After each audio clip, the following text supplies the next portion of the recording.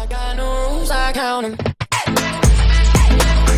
got no rules, I count 'em. Bread, been down, bread, been down, bread, been down, been open.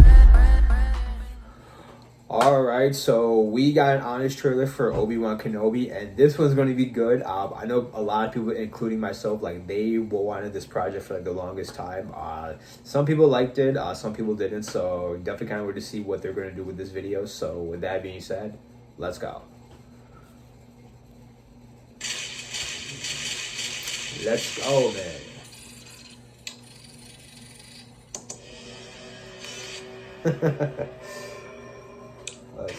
Now that George Lucas cashed out and Disney turned the franchise into FIFA with lightsabers, open wide as they chuck another hunk of content down the rancor pit of Disney Plus. Yep. But this is actually pretty tasty. Obi-Wan Kenobi. Let's go. You had to watch Han Solo turn into a broke, divorced dad. You had to watch Luke Skywalker become a gross recluse.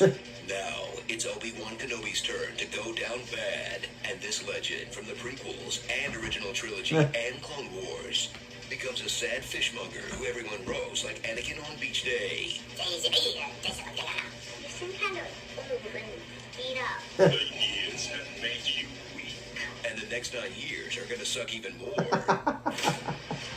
Prepare for a show that reminds you how great the prequels were. Yep. When they're cut down to a 3-minute recap montage. And cheer as the best part of those films returns. Obi-Wan. Hello, Dex. Follow along on the celibate religious man's new mission. Stare at a 10-year-old boy all day. But when a special little princess gets moved to another castle, Obi will have to save a Skywalker for the umpteenth time, even though he's forgotten his super speed. Forgotten how twins work. How old are you? And forgotten how to hide, like, at all. Hey, you gonna change your last name, buddy? Maybe dye your hair? I don't know. Stop wearing Jedi robes? That's not an improvement. You look like Vincent Adult Man. That's hilarious. Other grown-up. Thrill at the latest installment of Star Wars Babies, Leia Edition. Vivian Blair shines as a young princess with more sass than Carrie Fisher if she were actually born into royalty. If anyone asks, you're my daughter. Granddaughter, maybe. What? Nothing. And once this lone wolf and cub link up, you're in for yet another round of Grumpy Warrior gets a cute sassy kid to safety. But hey, if it ain't broke, don't fix. Dude, they literally copied this from the Mandalorian. Hello there again, you. Meet a galaxy's worth of supporting characters, some of whom don't even live on Tatooine. Like a guy who puts the mid and midichlorians. Judgmental. An Imperial officer who's not like those other Imperials. She feels bad about it. I joined up when the Empire stood for something. I made some mistakes. And evil, twisted villains like modern Star Wars fandom. For sending her bullying messages, you're no Star Wars fan in my mind. Reva, a youngling who never finished her grooming, but graduated with honors from the quiet, loud again School of Villainy. Tell me where the Jedi is! Makes you think. Oh man, she wasn't good in this series at all. Send out the probes. Do it. Nobody's coming. Get rid of Obi-Wan! And he slaughtered them. And of course, Darth Vader, Yep. who's now literally a mix of man and machine. Hayden Christensen kills it in a dual role as both the guy in the Big D suit and as Anakin in his 7th senior year at Jedi Academy. He'll give us fresh It should be insight into Asian. Vader's loss of humanity and show us what really turned Annie to the dark side. You'll need to prove yourself as your undoing. Until you overcome it, a Padawan will still be.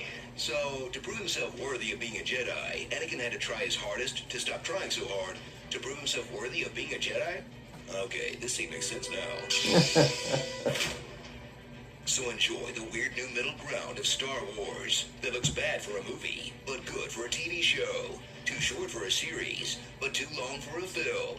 Incredible lightsaber duels, but rinky-dink sets. Yeah, the sets were terrible.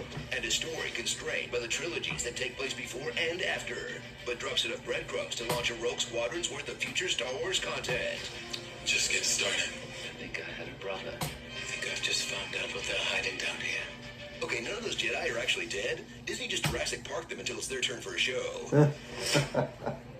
Starring Gentle Ben, Problem Child.